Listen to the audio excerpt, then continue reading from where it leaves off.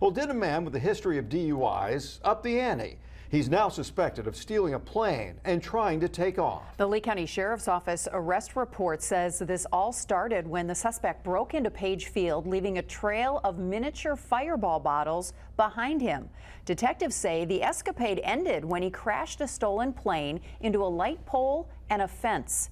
Now, this is their suspect, 43-year-old Bruce Plummer. Deputies say they found rifles and tactical gear at the scene. But in court today, Plummer's family, including his ex-girlfriend, defended him.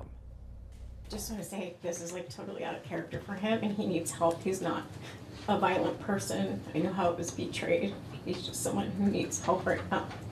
Now, when you say help, do you mean like substance abuse, mental health? What help are you thinking? Both?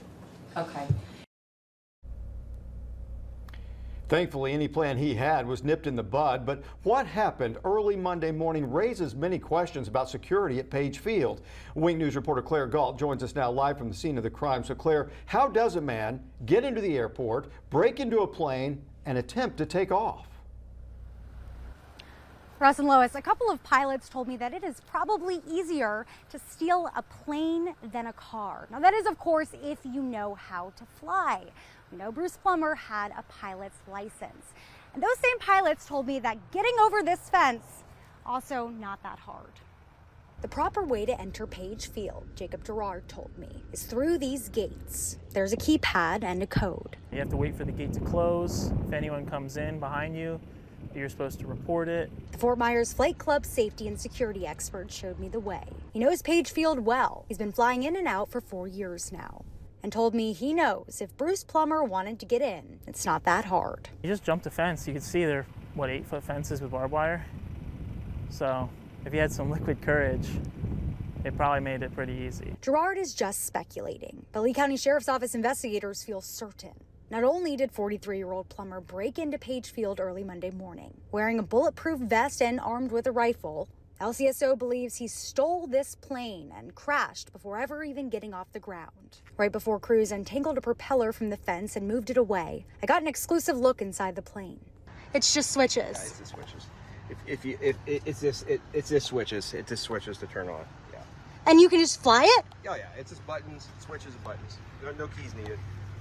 Wow. Some older planes and some variants, even newer ones, you don't need a key to start it. You just have to know the right buttons to push, basically. Victor Slaughter is a charter pilot for Cypress Air, has been taking off and landing at Page Field for 8 years now. He and Gerard agree. If you know what you're doing, stealing a plane may be easier than stealing a car. You see how the planes are here. It was tied up. It was probably waiting for service. If somebody abuses that system and finds a plane that hasn't been properly locked or whatever, then, it's not so different than a carjacking. Now, we do not know if the plane was locked early Monday morning, but when I got up close, it was pretty clear that a lock wouldn't have made that much of a difference. Now, as for security, we don't know if police are here 24 hours a day because the Port Authority won't comment on it. But we do know from the arrest report that it took 5 hours to figure out that the plane was in the fence. Congressman Byron Donalds told me he had a call with the FAA this afternoon to talk about safety and security here at Page Field. When he gets me an update, I'll get it to you. Live at Page Field, Claire Galt, Wink News. All right, sounds like a lot more to come here. All right, thank you very much, Claire.